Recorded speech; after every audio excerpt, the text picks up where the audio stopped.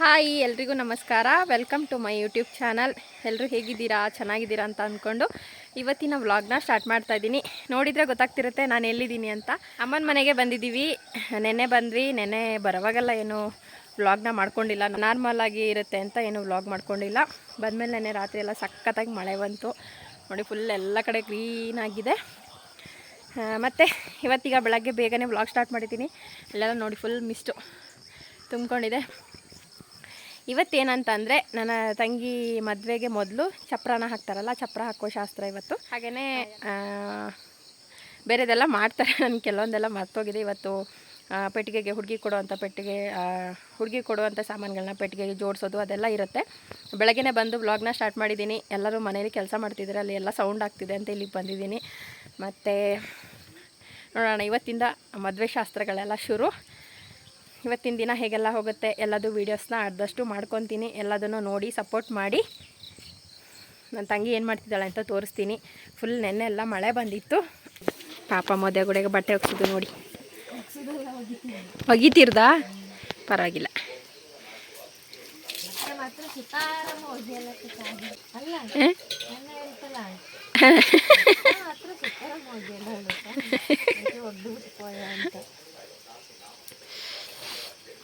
ಹೌದು,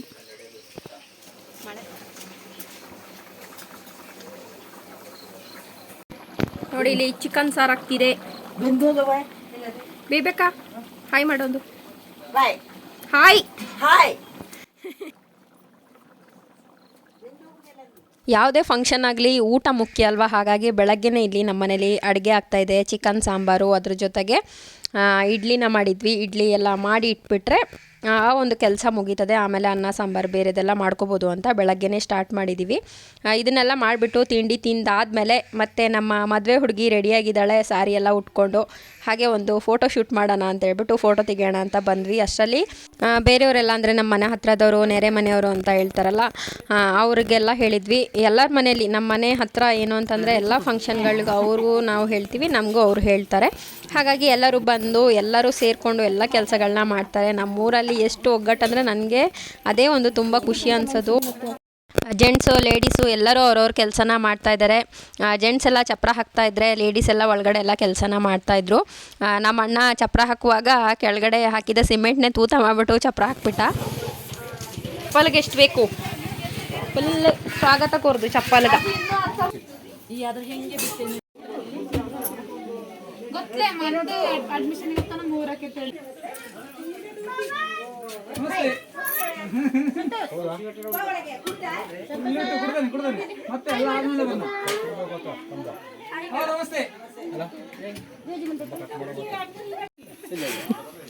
ಹಾಯ್ ಬಾಬಾ.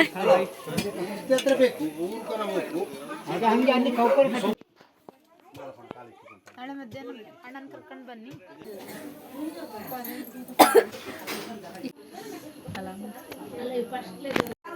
ಏನು ಅನ್ನಿಸ್ತು ನನಗೆ? ಅವೆಲ್ಲ ಬಂದೋಳಲ್ಲ ಒಂಥರ ಖುಷಿ ಆಯ್ತು. ಎಲ್ಲ ಸೇರಿ ನಂದೇ ಮದುವೆ ಎಲ್ಲ ಅದು ನೋಡ್ಕೊಂಡು ಎಲ್ಲ ಎಫರ್ಟ್ ಕೊಟ್ಟು ಎಲ್ಲ ಮಾಡ್ತಾವಳು.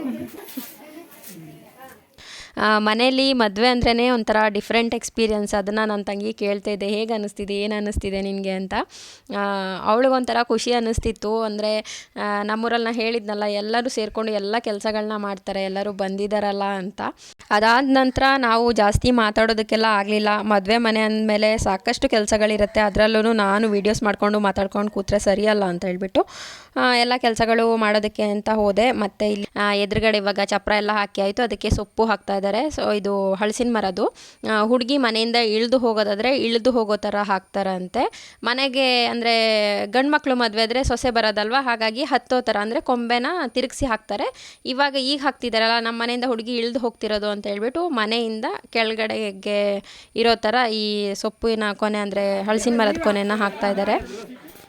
ಇದೇನಿದು ಶೀಟ್ ಕೆಳಗಡೆ ಚಪ್ರ ಹಾಕ್ತಿದ್ದಾರಲ್ಲ ಅಂತ ಅಂದ್ಕೊಂಡ್ರೆ, ಅಂದರೆ ಶೀಟಲ್ಲಿ ಆಲ್ರೆಡಿ ವೆಲ್ಡಿಂಗ್ ಮಾಡಿ ಹಾಕಿರ್ತಾರಲ್ಲ, ಅದನ್ನು ಬಿಚ್ಚೋದಕ್ಕೂ ಆಗಲ್ಲ. ಮದುವೆ ಅಂತಂದಮೇಲೆ ಮದುವೆ ಮನೆ ಎದುರುಗಡೆ ಚಪ್ರ ಇರಲೇಬೇಕು, ಹಾಗಾಗಿ ಶೀಟ್ ಕೆಳಗಡೆ ಕಂಬಗಳನ್ನ ಇಟ್ಬಿಟ್ಟು ಚಪ್ರನ ಹಾಕ್ತಾ ಇರೋದು. ಮನೆ ಮುಂದೆ ಚಪ್ರ ಹಾಕಿದ್ದೆಲ್ಲ ಆಗೋ ಅಷ್ಟರಲ್ಲಿ ಮತ್ತು ಸೌದೆ ಮಾಡೋದಕ್ಕೆ ಅಂತ ಕೂಡ ಸ್ವಲ್ಪ ಜನ ಹೋಗಿದ್ದರು. ನಮ್ಮಲ್ಲಿ ಹೇಗೆ ಅಂತಂದರೆ ಚಪ್ರ ಹಾಕೋ ದಿನವೇ ಮದುವೆಗೆ ಬೇಕಾದಂಥ ಸೌದೆನೂ ಕೂಡ ಬಂದವರೆಲ್ಲ ಮಾಡ್ತಾರೆ. ಅದನ್ನು ಮಾಡೋದಕ್ಕೆ ಹೋಗಿದ್ರಲ್ಲ ಅವರೆಲ್ಲ ಕೂಡ ಬಂದಿದ್ದರು. ಆಮೇಲೆ ನನ್ನ ತಂಗಿ ಇಲ್ಲಿ ನಮ್ಮ ಅಣ್ಣನ ಮದುವೆ ಆಲ್ಬಮ್ನ ನೋಡ್ತಾ ಇದ್ದಾರೆ. ಅಂದರೆ ಮಕ್ಕಳೆಲ್ಲ ಕೇಳ್ತಾಯಿದ್ರು ನೋಡಬೇಕು ಅಂತ, ಅವ್ರಿಗೆ ಬಿಟ್ಟರೆ ಆಲ್ಬಮ್ನ ಹಾಳು ಮಾಡಿಬಿಡ್ತಾರೆ ಅಂತ ಹೇಳ್ಬಿಟ್ಟು ಅವಳು ಕೂತ್ಕೊಂಡು ನೋಡ್ತಾ ಇದ್ಲು. ನಾವು ಮನೇಲಿದ್ದಾಗ ಸುಮ್ಮನೆ ಇದ್ರೂ ಕೂಡ ಇದನ್ನೆಲ್ಲ ಯಾವತ್ತೂ ನೋಡಿರಲ್ಲ. ಹೀಗೆ ಏನಾದರೂ ಫಂಕ್ಷನ್ ಇದ್ದಾಗ ಹಳೇದು ಮದುವೆ ಆಲ್ಬಮ್ನೆಲ್ಲ ನೋಡ್ತೀವಿ, ಅದೊಂಥರ ಖುಷಿ ಅನ್ಸುತ್ತೆ.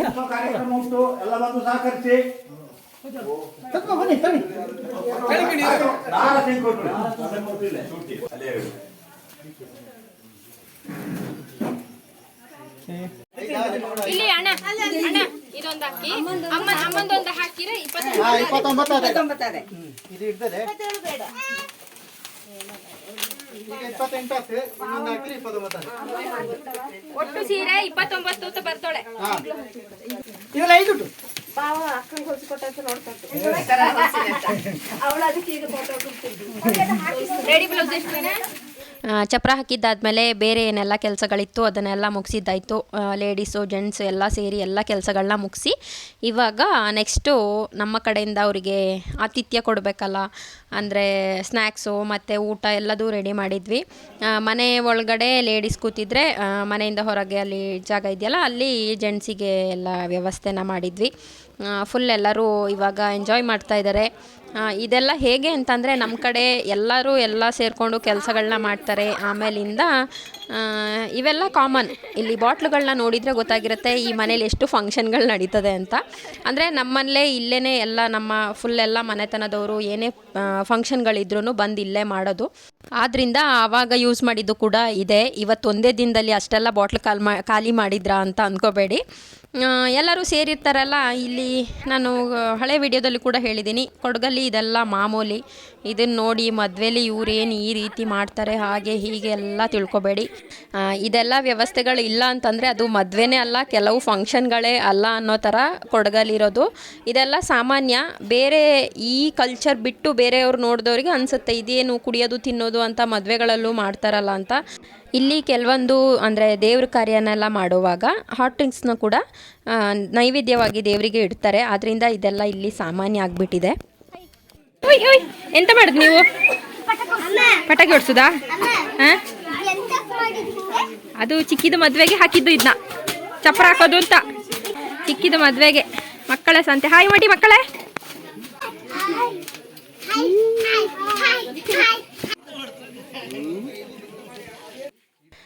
ಸ್ನ್ಯಾಕ್ಸು ಜ್ಯೂಸು ಎಲ್ಲ ಕುಡ್ದಿದ್ದು ಮುಗಿದ್ಮೇಲೆ ಇವಾಗ ಮಧ್ಯಾಹ್ನದ ಊಟಕ್ಕೆ ನಾವು ಏನೆಲ್ಲ ಮಾಡಿದ್ವಿ ಅಂತ ಹೇಳಲಿಲ್ಲ, ಮತ್ತು ತೋರ್ಸೋಕ್ಕೂ ಆಗಿಲ್ಲ. ಬರೀ ಬೆಳಗ್ಗೆ ಅಡುಗೆ ಮಾಡಿದ್ದನ್ನ ಮಾತ್ರ ತೋರಿಸಿದ್ದೀನಿ. ಚಿಕನ್ ಸಾಂಬಾರು, ಆಮೇಲೆ ಅದಕ್ಕೆ ಕೋಳಿ ರೊಟ್ಟಿ ಅಂತ ಬರುತ್ತಲ್ಲ ಅದನ್ನು ಮಾಡಿದ್ವಿ. ಪೋರ್ಕ್ ಫ್ರೈ ಮತ್ತು ಇಡ್ಲಿ, ಅನ್ನ, ತರಕಾರಿ ಸಾರು, ಒಂದೆರಡು ಥರದ ಪಲ್ಯ, ಉಪ್ಪಿನಕಾಯಿ, ಹಪ್ಪಳ, ಆಮೇಲೆ ಸ್ಪೆಷಲಿ ಪಾಯಸ ಮಾಡಿದ್ವಿ. ಅಂದರೆ ನಮ್ಮ ಮನೇಲಿ ಹೊಸ ಅಕ್ಕಿ ಮಾಡಿರಲಿಲ್ಲ, ಈ ವರ್ಷದ ಬೆಳೆ ಬಂದಿತ್ತಲ್ಲ ಅದರ ಒಂದು ಪಾಯಸನ ಮಾಡಿರಲಿಲ್ಲ. ಇವಾಗ ಹೇಗೂ ಮದುವೆ ಶಾಸ್ತ್ರಗಳು ನಡೀತಿದೆ, ಎಲ್ಲರೂ ಸೇರಿರ್ತಾರೆ ಅಂತ ಹೇಳ್ಬಿಟ್ಟು ಅದೊಂದು ಪಾಯಸ ಮಾಡಿದ್ವಿ. ಪಾಯಸ ಮಾಡಿ ಎಲ್ಲರಿಗೂ ಊಟನ ಬಡಿಸ್ತಾ ಇದ್ದೀವಿ. ನಿಶಾನ್ ಕಂಡದೆ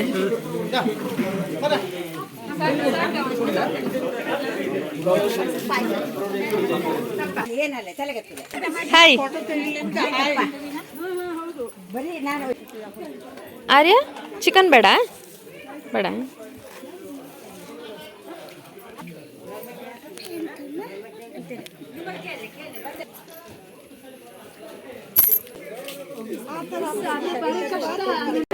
ಮನೆಗೆ ಬಂದ ನೆಂಟರುಗಳಿಗೆಲ್ಲ ಬಡಿಸಿ ಅವ್ರದ್ದೆಲ್ಲ ಊಟ ಆದಮೇಲೆ ಇವಾಗ ನಾವು ಊಟ ಮಾಡ್ತಾ ಇದ್ದೀವಿ.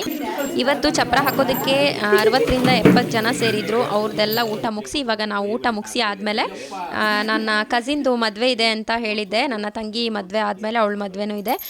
ಮೊದಲು ನಮಗೆ ಚಿಕ್ಕಪ್ಪನವರು ಫೋನ್ ಮಾಡಿ ಹೇಳಿದರು, ಆದ್ರೂ ಮನೆಗೆ ಬಂದ ಮೇಲೆ ವಿಳ್ಯ ಕೊಡಬೇಕು ಅಂತ ಹೇಳಿಬಿಟ್ಟು ಭೋಜ ಆಂಟಿ ಎಲ್ಲ ಬಂದುಬಿಟ್ಟು ಇವತ್ತು ನಮ್ಮನೇಲೇ ನಮ್ಮನ್ನು ವಿಳ್ಯ ಕೊಟ್ಬಿಟ್ಟು ಮದುವೆಗೆ ಕರೀತಾ ಇದ್ದಾರೆ. ಮಾಡಿ ಕೊಡೋಕು ಬೇಡ ಬೇಡ ಇಟ್ಕೊಳ್ಳಿ ನಿಮಗೆ ಅದು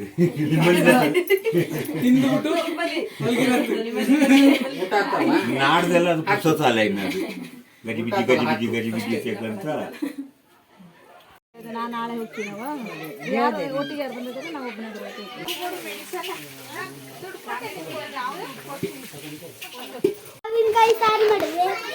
ಮಾವಿನಕಾಯಿ ಸಾರು ಮಾಡಿದೆ. ಯಾರಲ್ಲ ಯಾರಲ್ಲ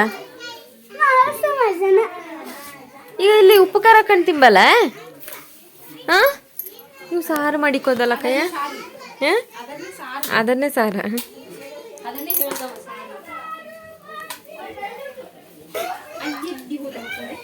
ಉಪ್ಪು ಖಾರ ಇಲ್ಲಿಟ್ಟು ನೋಡಿ.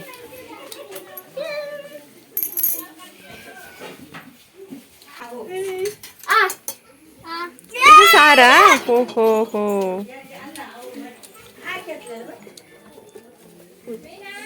ಮಾವಿನಕಾಯಿ ಪಾರ್ಟಿನಾ? ಬಾಯ್ ಬಾಯ್.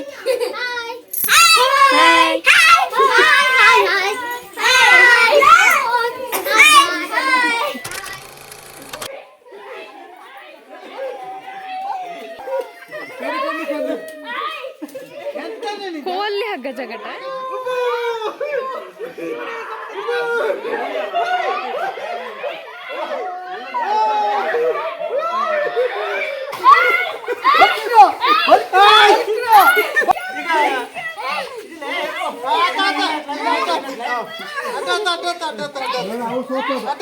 ಯಾರು ವಿನ್ನಾದೀಗ? ಅನೋಣ ಯಾರು ವಿನ್ನಾದೀಗ? ವಿನ್ನಾದ ಯಾರು?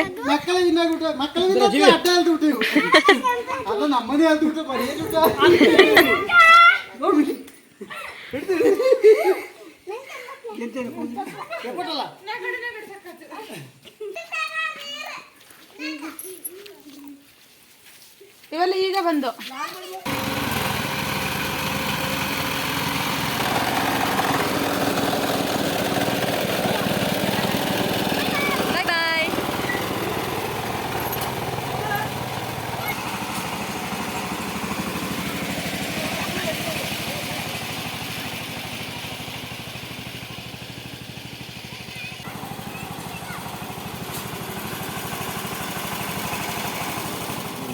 ಪಟ್ಟೇದಾರರ ಅನುಮತಿ ಬೇರೆ. ಪಟ್ಟೇದಾರರಾದ ರಾಧಾ ತಿದ್ರು ಏನು ತೊಂದ್ರೆ ಇಲ್ಲ. ರಾಧಾ ಹಂಗಲ್ಲ, ಪಟ್ಟೇದಾರರಾದ ರಾಘವನವರ ಅನುಮತಿ ಮೇರೆಗೆ ಸದರಿ ಮನೆ ದಿವಂಗತ ಕುಶಾಲಪ್ಪನವರ ದ್ವಿತೀಯ ಪುತ್ರಿ ಚೀಸವ್ ಯೋಗಿ. ಮದುವೆ ಮನೆ ಅಂತ ಅಂದಮೇಲೆ ಮದುವೆ ಮುಗಿಯುವವರೆಗೂ ಕೂಡ ಶಾಸ್ತ್ರಗಳು ಮತ್ತು ಕೆಲಸಗಳು ಮುಗಿಯೋದೇ ಇಲ್ಲ. ಹಾಗಾಗಿ ನಮಗೆ ಇವತ್ತು ಸಾಕಷ್ಟು ಕೆಲಸಗಳಿತ್ತು ಮತ್ತು ಆದಷ್ಟು ಕೆಲವೊಂದು ವೀಡಿಯೋಸ್ನ ಮಾಡ್ಕೊಂಡಿದ್ದೆ, ಅದನ್ನು ನೀವು ನೋಡಿದ್ರಿ. ಚಪ್ರ ಹಾಕೋದಾದಮೇಲೆ ಮತ್ತೆ ನಮಗೆ ಒಂದೇ ದಿನ ಟೈಮ್ ಇದ್ದಿದ್ದು, ಇನ್ನಷ್ಟು ಪ್ಯಾಕಿಂಗ್ ಮಾಡೋದಿತ್ತು. ಮದುವೆ ಅಂದಮೇಲೆ ಸಾಕಷ್ಟು ಕೆಲಸಗಳಿರುತ್ತೆ. ಮತ್ತು ಇವತ್ತಿನ ಈ ವಿಡಿಯೋನ ಇಲ್ಲಿಗೆ ಎಂಡ್ ಮಾಡ್ತಾ ಇದ್ದೀನಿ. ಈ ವಿಡಿಯೋ ನಿಮಗೆ ಇಷ್ಟ ಆಗಿದೆ ಅಂತ ಭಾವಿಸ್ತೀನಿ. ಮತ್ತೆ ಮುಂದಿನ ಹೊಸ ವ್ಲಾಗ್ ಒಂದಿಗೆ ಸಿಗೋಣ. ಅಲ್ಲಿವರೆಗೂ ನಮಸ್ಕಾರ, ಬಾಯ್ ಬಾಯ್.